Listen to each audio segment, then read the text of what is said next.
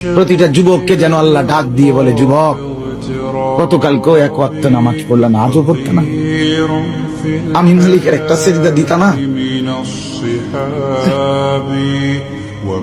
আল্লাহ যেন ডাক দিয়ে বলে ফজরের ওয়াক্তে, আমার বান্দা আজও কি সেজদা দিবে না আমারে? আজও এভাবেই যাবে?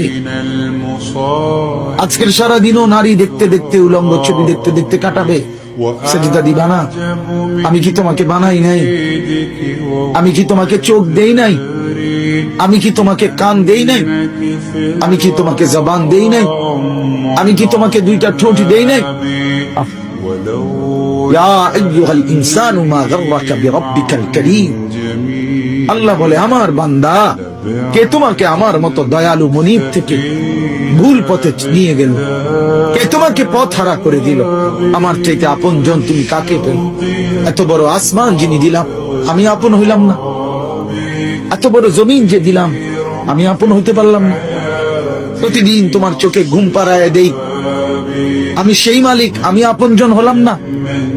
প্রতিদিন আবার ভোরবেলা উঠতে গেলে আমি তো ঘুম থেকে জাগিয়ে দেই, সেই আমি মালিক আপন হলাম? বলেন না বাপ, বলেন। আমার বাপ বলেন, একজন যুবক, ভাইয়া তুমি ভাবো, তুমি ডানে বামে তাকাইও না, দয়া করে অনুরোধ, আরেকজনের দিকে তাকে, তুমি ভাবো, তুমি ভাবো, একা ভাবো, একা, একজন ভাবো, একজন।